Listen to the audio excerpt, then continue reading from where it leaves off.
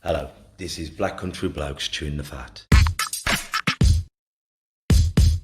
Listen. I've been hearing a lot lately about men don't talk, but in my experience, men do talk, just people aren't listening. So it's going to be me and a group of blokes discussing our struggles and victories through life. Warning, there may be some bad language, so apologies to all the moms, especially my own. Let's get going. Listen. I've been the gang. This is Black Country Blokes chewing the fat. With me, Kev Dillon, and Craig Pinches. Now, before I introduce our guest, I'd just like to send my love out to Aaron Jew and all his family. So I love you loads, brother, and you know where I am when you want to talk. Now, our guest, you may recognise him from our Elephant in the Room episode that we did a few weeks ago. It's Josh Alexander. Now, Josh was an up-and-coming kickboxer and football. He was knocking on the doors and he was just about to get through. And then he got diagnosed at 17 with ME and a rare form of rheumatoid arthritis. So, Josh, thank you for coming on. Could you tell us a little bit about what actually ME is? Of course. Yeah. First of all, thank you for having me back. I was worried that you wouldn't after the first one, but I'm glad to be here talking to you again. I can tell you what ME is, and I can tell you a little bit of my understanding of it personally from my experience, and I can tell you a little bit about it from my knowledge of its physiology as a physiotherapist that works or has helped people manage these conditions in the past. ME, if you look in the science books, is short for myalgic encephalomyelitis, which stands myalgic just refers to the muscles. Your muscles are supposed to be achy. Encephalo refers to a bit in your spinal cord, and itis is inflammation. So it's supposed to be something to do with, and I say, and I'm talking vaguely because my understanding isn't great, and nor is the general scientific understanding of this great. It's supposed to be caused by some sort of inflammation somewhere in your spinal cord, which makes you really achy and really tired. Now, as the understanding and the research around this develops, it's actually changed courses now, and it's no longer called ME because that science was a bit crap. It's now called chronic fatigue syndrome, and chronic fatigue syndrome is just like an umbrella term, which kind of splits off into postviral fatigue syndrome or chronic fatigue syndrome, and then some people even include fibromyalgia in that vein. I'm not going to talk about fibromyalgia because I don't know too much about it. The version of this that I got would now be referred to as post-viral fatigue syndrome, which means that it's not a classic case of chronic fatigue syndrome in that it lasts forever. My post-viral fatigue syndrome lasted about 2 years, roughly, from memory, and it ran its course. However, it's always with me, but dormant, and it rears its head from time to time. And how I feel when it happens is the only way that I can describe it is as if somebody's taken some 12-inch nails and hammered them through my shoulders and my legs into the bed on days when it flares up when I'm trying to get up out of bed. It almost feels physically impossible for me to do it. And then obviously once you do get up out of your bed, it's almost like you've had to fight through those nails to get up out of bed. So you've used all your energies just trying to get up. So you just set for a bad day from the start then. So that's my experience of this CFS or chronic fatigue syndrome. Because it's so hard to detect, isn't it? Mm-hmm. Yeah, and it's kind of like a diagnosis by elimination. It's like we look for, in medicine, we have this rule, and it's called Occam's razor. And the rule says that if your condition walks like a duck and quacks like a duck, assume that it's a duck before it's anything else. So there are so many conditions that this thing could be that those things are all tested for and assumed for first. And then you reach chronic fatigue syndrome / fibromyalgia / ME once all other things are eliminated and it's nothing more kind of serious like cancers or anything like that. And how did this all come on then? So it came on with me so as you said in the introduction, I was doing a lot of sports to quite a high level, and I was also acting at a reasonably high level, and I was doing my exams, and I had a job. So I was stretched incredibly thin by my own making, by my own design. And I was I never wanted to drop the ball or anything. I wanted to see how far I could push every kind of avenue that I was going down, because I was motoring along and I was accelerating. I was doing really, really well in these things. Eventually, it kind of got a bit too much for me. I'm shortening, it's a really long story, but I'm trying to shorten it because I understand we've not got masses of time. This story took an hour to tell on Aaron's podcast when I first told it. So it was kind of like all the plates were spinning. And then one of my oldest friends that I have, he unfortunately passed away when I was about 17, 18. And he passed away suddenly. He was here one day, the next day he wasn't. And it kind of, I was probably anxious. In fact, I did get a short-term diagnosis of anxiety prior to that. And the reason I knew I had that was I got this crippling kind of stomach pain. And I was in college, and I remember sitting there doing my revision on the table in the common room. And the next thing I knew, I was on the floor under the table, just holding my belly in this crippling pain. And I thought, there's something seriously wrong here. So I went to the doctors, and it was like, yeah, I think you've got anxiety. There's nothing kind of physically wrong with you. You just, because of this anxiety, you're overproducing acid and it's eating away at your stomach wall. Gave me some tablets, problem solved. Carried on. And then this friend of mine passed away. And then it was like a series of events where my health started to tumble. And I ended up having tonsillitis. And it doesn't sound that bad, but I got tonsillitis, I think it was 16 times in a row with no longer than a week in between. Alongside those tonsillitis episodes, I got what was called, sorry, it's been a while since I've told this story. I can't remember what it's called, peritonsillitis, which is like abscess balls which form behind your tonsils, which closed off my throat. Now, because of that, I lost about 10, 11 kilos of weight in a really, really short period of time, and not good weight. I was used to dropping weight as a fighter, and this was the lightest I'd been since I was a child. And I was in my bed and I was in agony, and I'd been given these tiny codeine pills. They were so small that the way I was feeling, I could barely pick them up. I didn't really have the tactile ability to pick them up. And I remember putting one in my mouth thinking, I don't know how much longer I can cope with this pain. And it must have clogged, because I was so tired from not being able to breathe. I think it must have clogged the little bit of hole that was left. So I was at my mum and dad's at the time, and my mum and dad slept on the next floor up. So I crawled up to my mum and dad's bedroom, and then that's all I kind of remember. I woke up in the hospital. I was kind of covered in my own blood. For what reason, I'm not entirely sure. And I got there, and they said, "Well, you were lucky that it came now, because these things are about to rupture, and that results in sepsis." So I was very fortunate that my mum and dad took me to the hospital at that time, because I didn't know what was really going on. I only know that what the doctor said because my mum told me. I wasn't particularly kind of conscious. I was conscious, but I wasn't really in the room properly when this was going on. And then, yeah, these things went on and on and on and on. And it ended up me being ill in and out of hospital for about 9 months, roughly, with no kind of reprieve. And I just carried on doing my work because I thought, well, I might be ill, but I'm not going to stop. So I carried on doing my work. And eventually they took my tonsils out, which I don't know why they didn't do it earlier, but I don't think it's medically indicated up until you absolutely have to do it in somebody who was my age at the time. So took the tonsils out, no more tonsillitis. Right, great. Let's go back to doing the sports. Hang on a minute. I got back home and I couldn't get out of bed. And I was like, well, why can't I get out of bed? Because my tonsillitis is gone.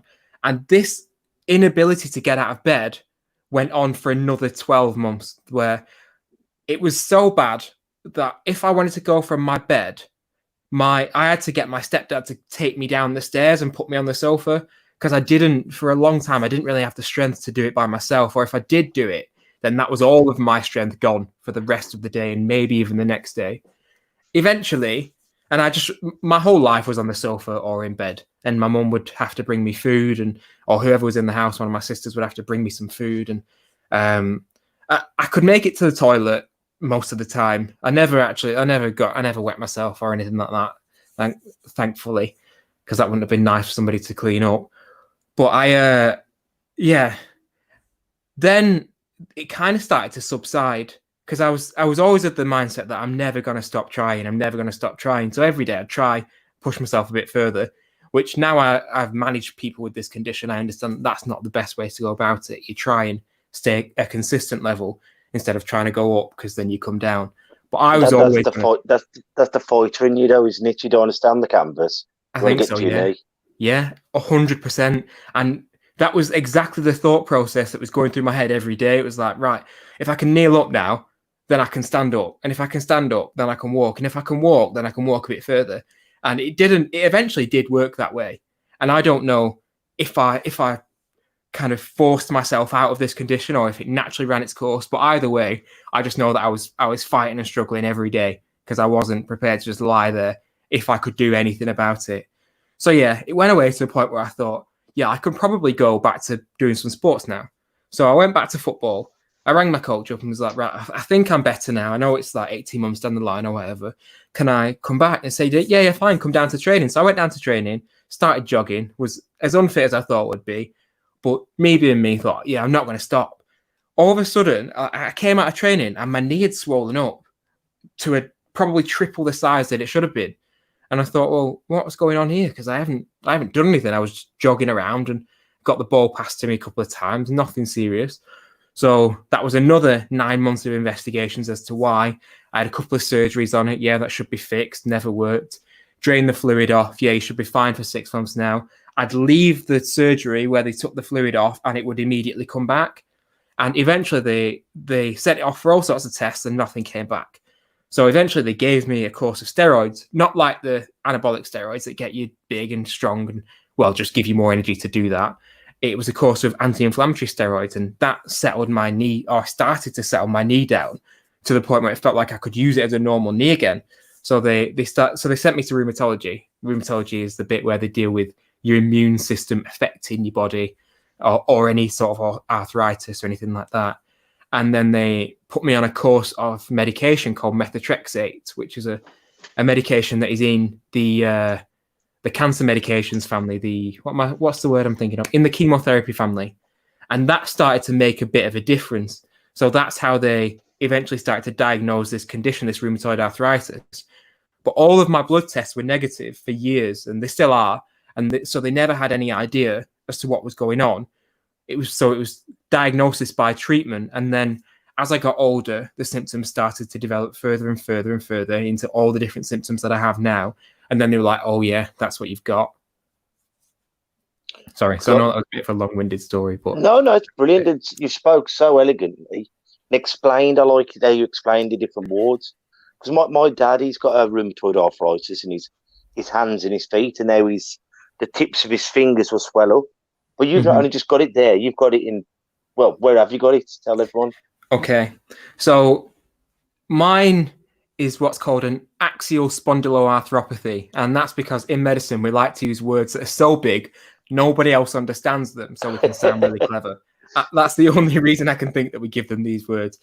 What it means is axial means your spine, the bit going up the middle of you, and spondylo means your spine. So axial is the central bit, spondylo is the spine, arthropathy is the fancy name for arthritis. So essentially it's arthritis of the spine. But mine is different. So rheumatoid arthritis is the umbrella, again, just like CFS. Within that has all different ones. You could have reactive arthritis that people get from stomach infections or STDs. You could have classic rheumatoid arthritis, which is, yes, it's the umbrella term, but there's classic signs and symptoms, i.e. swelling of the fingers and toes, the small peripheral joints, they call them. And there's mine, axial spondyloarthropathy. There's the one that you get with the sciatic arthritis or psoriatic arthritis, they call it, sorry. So if you get psoriasis, you can also get these sorts of arthritises. Sorry, I know it's not a medicine lesson or an arthritis lesson. No, what brilliant. What it essentially is you have things that float around your body. If you've got something in your body that shouldn't be there, there's things that float around your body that are almost like the neighborhood watch or just something, and they recognize that something shouldn't be there, and they send signals back to your immune system that then send kind of the police in to get rid of this problem. And there's a big kind of scrap that goes on, and that causes all that energy, all that activity going on with all of the chemicals that come to change these things, causes lots of heat and inflammation. And that's why, and in rheumatoid arthritis, there's often, it's just a mistake is the best way to describe it.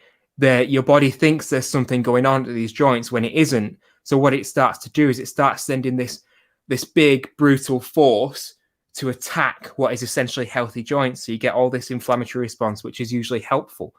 And that's why your dad's fingers will swell up, because there's an active inflammatory process there where his body's trying to heal itself, but there's nothing to heal. So it just keeps going and going and going. There's nothing that breaks the cycle until you put medication in there. I get it in all of the toes on my left foot, both of my knees, both of my hips, incredibly. I get it all the way up my spine. I've actually got 2 joints in my spine now. One of them's fused and one of them is 70% fused. I get it from my low back, mid back, neck. I get it in these fingers. I get it in my jaw on this side. I get it in a couple of these fingers, and I intermittently get it in my elbows. Not all of those things come at once all of the time, thankfully. Sometimes I can wake up and my elbow won't work very well because it'll be too stiff from that process going on. Or sometimes it'll be my toes, or sometimes my hips. I hate it. My hips are the worst because then they end up fixed in this 90-degree angle. And whatever I do, I can't get them to go straight on the floor. So I either end up walking around in an L shape, or I stay in bed and don't really move that much until it settles down, or I take something to settle down. So sometimes everything goes. They're bad days. They're days where I just have to crawl. And so from the knee to now, if we go on the timeline of when my knee was swollen to how I feel now, there were lots of days at the start where it was everything. So when it was everything, all I could do was use my hands to crawl along the landing to the toilet and back to the bed, because I couldn't, no matter how hard I tried. And I will never, ever, ever give up in any situation that is something like that. But I could not use my legs for the life of me, because ordinarily where I'd gain strength from somewhere else, like my core or something else, everything was so sore that I couldn't put weight on it. So it was just a case of crawl and only do the essential movements. And how devastating it is being a young man, footballer, kickboxing. And I hear this thing thrown around a lot saying it's so unfair. But the world, you can't look for fairness in the world. You've got to look for happiness, because some stuff, believe it or not, just ain't fair. I've seen young kids come into the gym who train so bloody hard and eat the right foods, but God's just left something out. Then you've got someone like you who God's put everything in the right order, then something just jumps up and bites you in the arse. So we can't look at, is it fair or is it unfair? And that brings me back to the happiness, because instead of turning your back on sport, you've still stayed in it. You're still a big part of your boxing club, your football teams, and now you're a physio. And what strength of character that must take to become a physio when it hurts you to raise your arm and to press down on them. So how did you get into the physio? Well, I promised you I'd be 100% honest when I came on this podcast, Kevin. I will be. I didn't become a physiotherapist because of sports. I ended up back in sports. I became a physiotherapist because my nan got a very early, very rapid onset of Alzheimer's and dementia. So where she went from being the person that I enjoyed seeing the most to this person that didn't really recognize me at all in a very short period of time. And along that journey, everybody knows when you go to the doctor, this is no respect to the doctors, but they are such busy people that they don't have the time to explain to you what's going on and to sit there and give you a shoulder to lean on. They just can't do that because they're too busy saving lives. We had a physiotherapist for my nan that had sprained her ankle while she was in this period of developing this Alzheimer's. And this physiotherapist knew a little bit about Alzheimer's and dementia. I didn't know that physiotherapists even worked in that area, but we do. We work in all areas, and we have to have a working knowledge of all the major conditions that go on, because one of the roles that we do is support people. Now, this lady, I don't even remember her name, which is really sad. I would love to remember it. She sat there and she talked myself and my mum through the process of where my nan was in terms of her ankle, but also in terms of her mental condition and where she was likely to go. And nobody else during the process had the time nor the inclination to do that. And at the time, it was in and around the time when my sporting career was very quickly running away from me in one direction. And I was thinking, I'm going to have to come up with I'm going to have another career here. And I thought that if I could have the impact that that lady had on me to just one more person, then that is a career that I would love to do. So I went and I did my work experience and I changed my A levels around. And I was going to be a doctor before that. That was my plan. But luckily I'd had this realization early enough that I could change my mind. And yeah, so then I did my work experience, did the interviews, and I just thought, you know what, this career is 100% for me. This is what I want to do. The reason I actually ended up back in sport was by circumstance and by my disability. Sorry, I've got the hiccups. So I was doing all of that on my placements while I was studying. Whilst you're studying, you work as a physiotherapist as well. You're just supervised. I was doing all of that. And then when it came to graduating, my disease was so bad. Disease is the medical name. I don't think of it as a disease. My condition was so bad that I didn't feel that I had the ability to go into work every day and not let the team down that I would be working on and not let my patients down that would be relying on me. So I went into a private practice. And this private practice was based in a tennis center. So I ended up seeing a lot of tennis players. So that was kind of me getting edged back into sport. And meanwhile, I'd still loved watching sports, etc. I had mixed emotions, as you probably would imagine, seeing my friends go to the Olympics where I should have been and people turning pro and all the rest of it. And I kind of thought, you know what?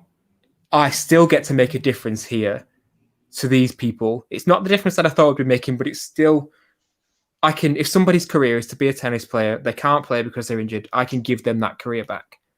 And then I went back to the boxing club and was like, look, I've got these skills.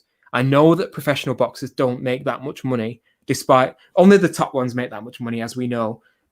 And these people are likely to become injured and they need some help. And I've got some skills here that can help. And I am in a place where I don't need to be charging them money that they can't afford to pay. I've got enough money to put food in my mouth and clothes on my back, and I don't need anything else. I didn't come into this career to make money. So then I started to volunteer in the boxing wherever I could, just help whoever I could within reason. And then after I gained all that experience, more elite people from more elite sports ended up being brought into my life by recommendation, which was never the intention, but it was just a very nice consequence because it meant I got to meet more of my heroes and I got to meet more and I got to help more people, essentially. So then I ended up just being I evolved back into sports. So that's how I kind of ended up back in sports. I'm not going to lie to you and say that I didn't fall out of love with sports for a while, because when it first all happened, and it was whilst the 2012 Olympics were going on and people were going there that had previously been with me, I didn't feel great about it, to be honest with you. However, I don't know when the transition happened, but I got to a point where I'm actually now just so pleased for the people that got to go that it makes me feel warm inside that my friends got to go and have that experience that was so incredible. But I've been there myself. You almost feel like you've been robbed. You forget that he or she has got there, and you feel like he's taken your place. And it takes a level of maturity. It takes a lot of acceptance. And I think once you can accept what's happened, then you can move on. But when it's raw and fresh and painful, it's hard to accept that the lad who you're giving a flogging to in sparring has taken your place. So you have to accept what has happened. And I think that's with anything in life. When we can accept it and forgive ourselves, because there's nothing to forgive ourselves for. We're going, it was all right. It wasn't your fault. It's not like you went on a bender or you've been caught doing drugs. It's been something that's been out of our control. And when you can realise that, then you can enjoy other people's successes. Mm-hmm. Yeah, 100%. I agree with you. The only thing that I didn't take the route of self-forgiveness, if I'm honest with you. I took the route of I blamed. It's anything that happens to me in my life is a result of my own actions and choices, and I understand that. If I won a fight, it was because I'd won the fight, and if I lost the fight, I wasn't going to blame anybody else because there was only two people in that fight. There was me and the other person, and I believed that I was good enough that the only person that was going to beat me on the other side of that ring or that tatami, wherever we were fighting, was going to be me. And if I lost, it was my fault. That kind of translated to everything else in my life. So I realized, so yes, it was unfortunate that I had the gene which allowed me to get this condition. However, reaching burnout was a consequence of my own actions because I decided to push myself in so many areas which wasn't humanly possible to sustain. I ended up burning out, and that burnout was the trigger for that gene to be able to activate to give me this condition. Now, at the start, I was like, this is so unfair, but once I'd had the time to reflect and understand that if I hadn't have made choices X, Y, and Z, then I wouldn't be in this scenario, which is actually a blessing eventually. I think everything that happens positively or negatively has lessons and becomes a blessing. I would never be able to sit here and help so many people had I not had these things happen to me or for me or whatever, however you want to phrase it. But yeah, once I realized actually it was my fault, I had no reason to resent the people that were in that position. They hadn't made the choices I'd made to act and to play football and to try and get the best grades possible. They'd made the choice to dedicate themselves to that one sport and to dedicate their whole life to it at the sacrifice of everything else. Now, I didn't do that. So I can't be angry at the guy that got that position because in that sport, he probably deserved it more than I did.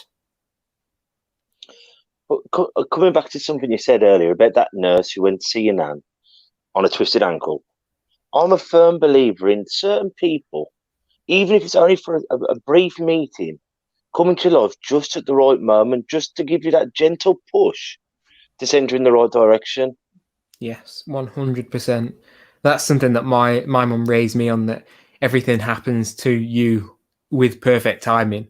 And yeah, if my nan hadn't have sprained her ankle, I never would have met that physio, and I never would have been a physio and been able to help the thousands of people that I've been able to help along this journey. And that brings me so much. It brings me to such a good place. It brings me so much kind of warmth and almost a feeling of love in my heart that I've been able to affect these people in such a positive way. And it's happened in so many instances of my life. Even meeting Aaron, meeting Aaron took me on a journey which gave me the confidence to sit here and speak to you. Before that, I never would have. Sorry, Kev. No, you carry on, bro. Sure, you're into it. I believe that I met Aaron at a point in my life where I was ready to start talking about my story because I believed that it would add some value to people and it would be able to give people some context to their life. And he has pushed me along the way. But if I'd have met Aaron 12 months before that, when I wasn't ready to start talking, I would have just thought he was an arsehole for mithering me, and I'd have probably just stopped talking to him. So I couldn't agree more. But I think that's right. Like, people for years were saying, Kev, you've got to talk about it. And when I don't want to, I'll tell people in the pub, or I'll tell people, one of my boxers, but I wasn't ready for the world to know. And because there's that part of you thinking, well, is he going to take the piss? Or is he going to think less of me because of this? And then once you do it, you realise how different it actually is. People are so understanding. And if they're not understanding, get them out of your life. You don't want them in your life anyway. And that's why we want to start this up. So from conditions like yours to people who've been sexually abused to people who have got severe mental health, you're not the only one. And I think more that us blokes, especially us blokes, can talk openly and freely about our hang-ups, our fears, our disgraces, the better it is. Then more people, the next generation, by the time Jasmine is our age and the boys at that age, hopefully we'll be having such a better understanding and we can talk freely about all these things. Yeah, I agree. I don't understand why these conversations are labeled difficult conversations. It doesn't make sense to me that these things should be difficult to talk about. And I understand if people find them difficult to talk about because it's so painful that it's hard to talk about.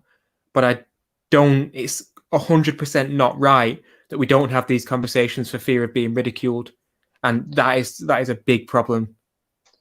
But I also think that's a generation thing, because back in the day, it was just, if you're down, go to the pub and come back, feast and fall asleep. So hopefully the next generations will be even better than we are. Yeah, I hope so. Trying to just lead kind of by example. I've had a lot of conversations about mental health. People don't think that fighters cry. I was at a point when I'm not afraid to admit that when my disease was flaring up, every time I remember crying getting out of the bath. Like that. I know that I wasn't crying of depression, but I was in so much pain that I was trying to get out the bath and there was tears in my eyes whilst I was pushing up from the side.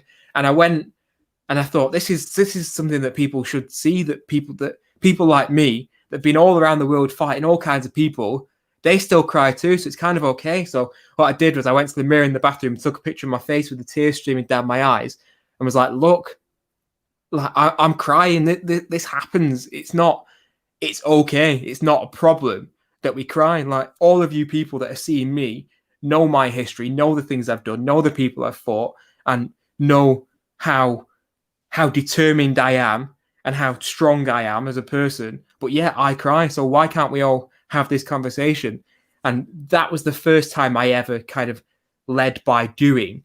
And ever since now, I feel like I've been a positive force on the people around me that are now willing to come to me and have these open conversations because they know that I've had the conversations. That's I think more of us that do it, more will do it. Craig, is there anything that you'd like to say to Josh? No, I've just been listening, and I think you've got an extraordinary story. I find it amazing that the unfortunate occurrence of, was it your nan, and you know what had happened to your nan, led you down a path that helped you overcome your unfortunate occurrence. You know, I think it's quite ironic.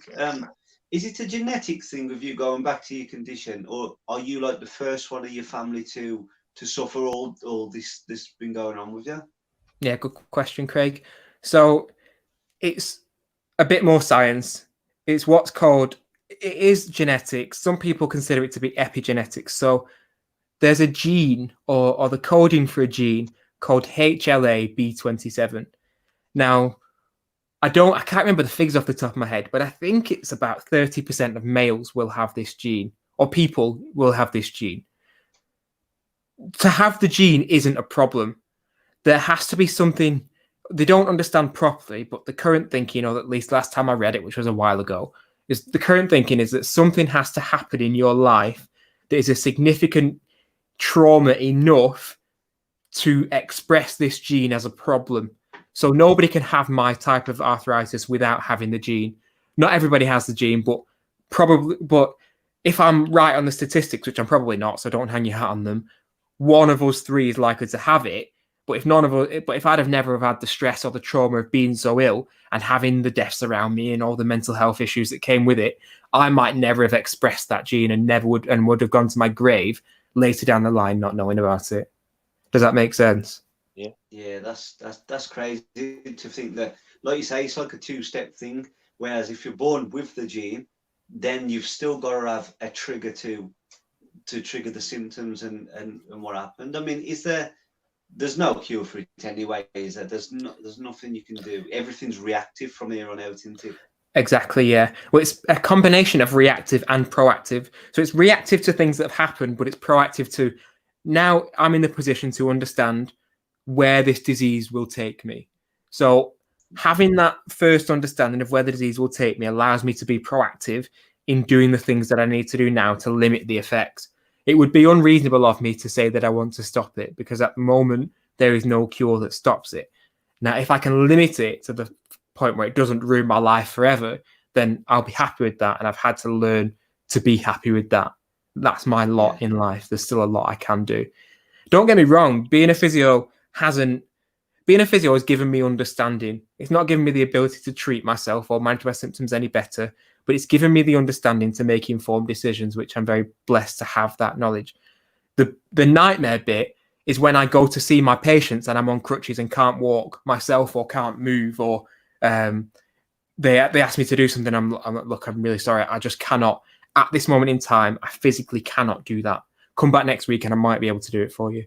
That's a bit of a nightmare, but it doesn't, but it helps and hinders. But that fight meant that. Sorry, Craig.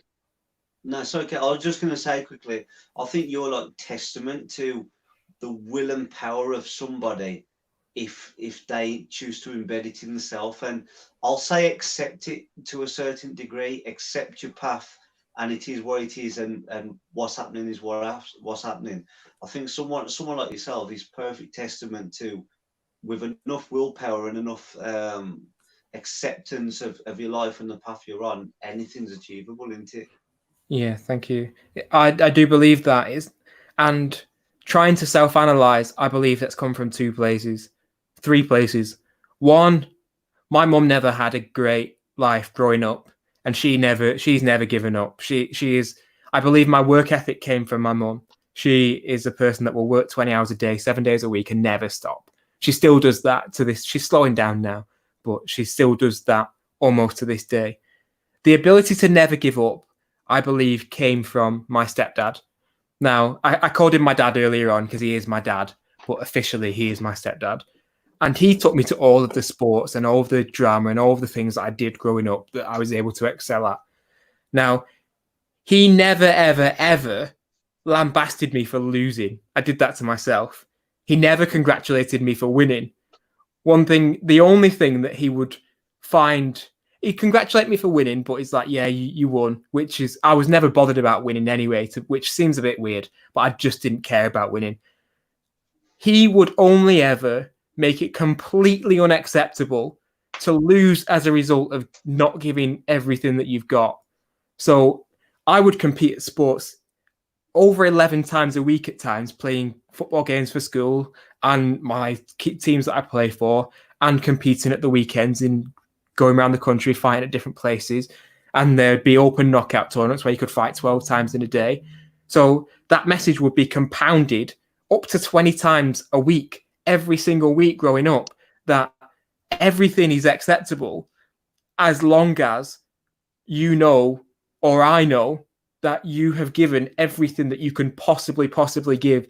Now, he knew me inside and out, so he knew when I was lying and said that I was trying my hardest, and he knew when I'd actually tried my hardest, when I'd have to lie, when I'd lie on the pitch or in the ring or something afterwards, because I had to regain the strength to get back out. Now, that's something that thing compounded in me so much that it's become a part of me, that everything is acceptable as long as you know that you haven't give up. So you like knock me out by all means, but just expect me to come back and try again, or knock me down, but expect me to get up. Don't ever expect me to stay down, because that's unacceptable. It's unacceptable to me, and it's unacceptable to the people that love me. So I think that's why I will never, ever, ever give up fighting for whatever it is that I'm fighting for. Self-acceptance, I think that's come from, again, losing lots of fights. If you lose the fight and go and have a tantrum, you don't learn the lesson of what you're supposed to learn when you miss the right hook that came and hit you, or you miss the kick that come and hit you in the side of the head. That came gradually over time as I got incredible coaches. And again, my stepdad talking to me and saying, shut up crying, shut up whinging, and listen. So I started to learn that there, and then reading, and then it kind of just transferred into other bits of life where it's like, listen, this is where you are, accept where you are, learn from the choices that you made that got you to where you are, and just try not to do it again. If you do it again, yes, you're an idiot, but learn again and try and keep going and keep going and keep going. Yeah. The definition of madness is doing the same thing over and over and expecting different results. And how many people do you know in your boxing gym, and he keep your hands up and he gets caught, so he goes to a different boxing gym, keep your hands up, gets done again, and he can never accept the problem. And I think with anything in life, you've got to listen to those who know better, because they're not doing it to be spiteful. They're doing it Yeah. to bring out the best in you. 100%. And I bet your dad, he sounds like a great bloke. And any Yeah. fool can make a baby. It takes a real man to raise it, love it, and be there for it. Yeah, I owe my mum and dad everything. I really do. People, I tell these stories a lot, and I've given you a brief part of my story, and I get a lot of people saying, "Wow, you're an incredible person." But I don't mean to sound like an arsehole when I say this, but I'm not an incredible person. I'm just a product of incredible teachings, I suppose. Or it's not even like you get taught this. It's all I've done, all I know is what I've seen. And all I've seen is my parents. And my parents are people that don't accept not good enough if it's, I don't know how to word it, but they don't accept not good enough if it's not good enough to you. Because as a fighter or as a sports person, when you've lost. And they can go up and go, well, Kev, thought you had that one. You're going, I know in my arse, I ain't got that. I ain't been robbed. But when you've tried your best and you've lost, and you can accept that, can't you? Yeah. But blowing smoke up your arse doesn't do anything for you. No, definitely mate, not. I'll read a quote the once, and it says, intelligence cannot be spoken, it can only be heard.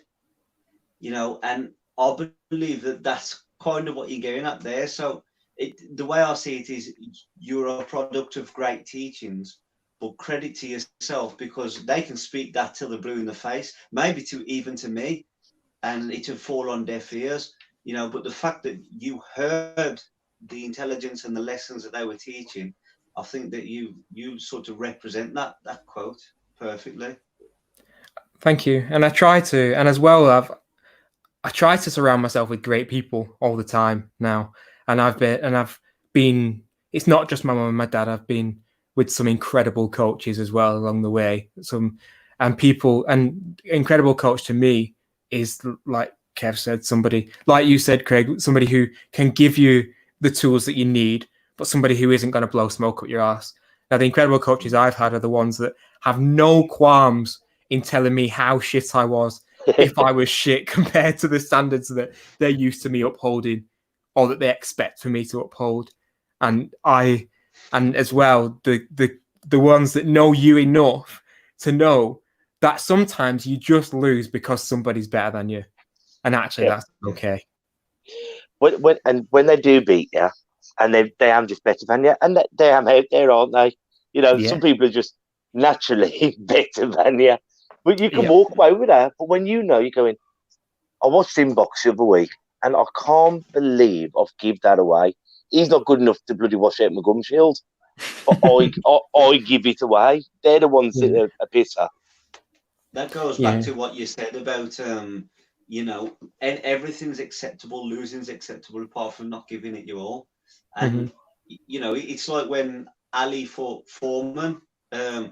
Foreman was giving him it his all, and then like Ali turned around and said to him, "Is that all you got, George?" And he said, "Boy, then I knew that, wow, he's better than me. I've given him absolutely everything, and he's still saying you look like a girl, Yeah, because there's no shame in it, is there? If you've been beat fair and square, there's no shame in it. You just try and learn a little bit from that person who is here to you're here. You just like, what one thing can I take away from them?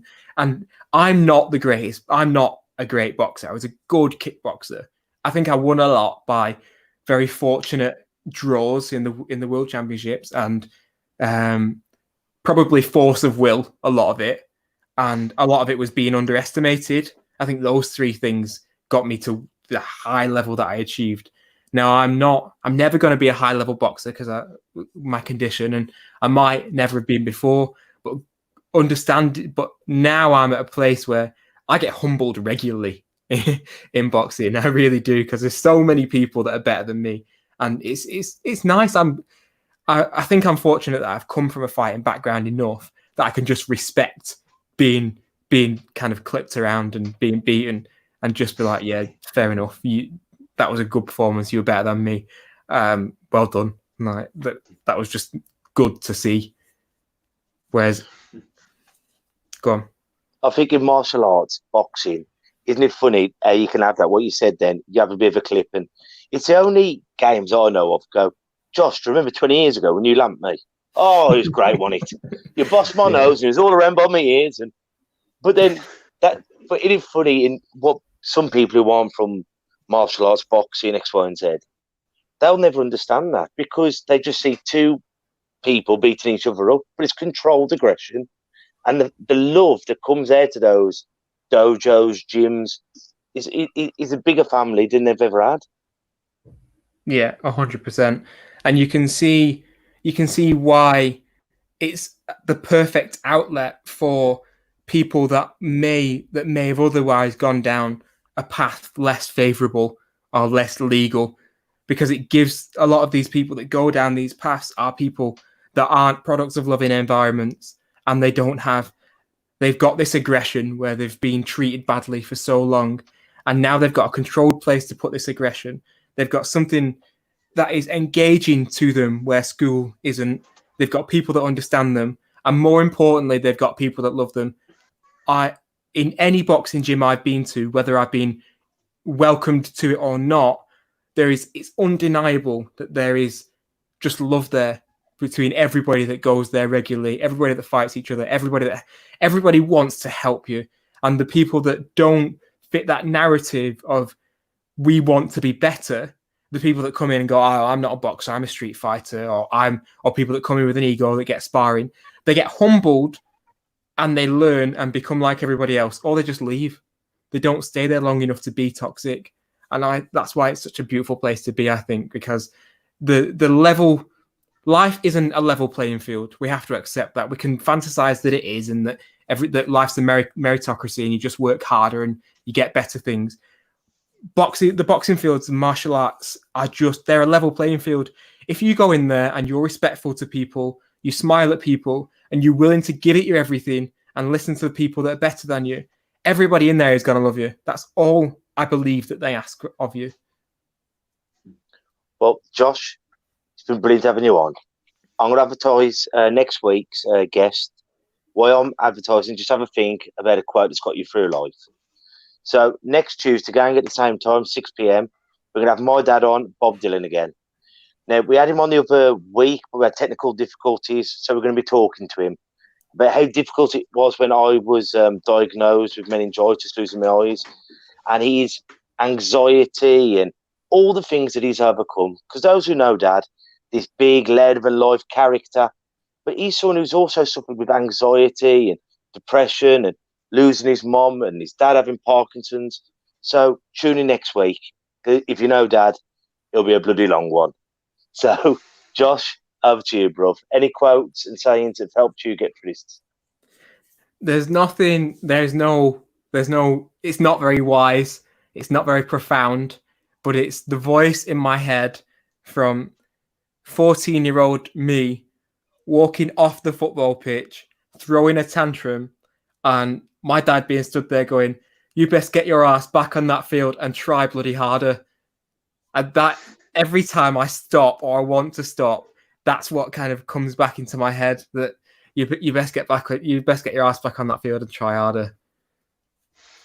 Well, that's wonderful, bruv. Once again, thank you for coming back on. And when we am in the real world again, we'll get you back on down the gym. And yeah. Look forward to it. So guys, until we see each other next time, take care of yourselves and each other. Ta-ra a bit. Listen. And that's a wrap for another show. But if there are any comments or messages that you would like us to read out for our next podcast, please be in touch. There are also lots of different organisations at the bottom of this page, and hopefully they can help you or someone you care about. Please share this to spread the word. Until we talk next time, ta-ra a bit. Listen.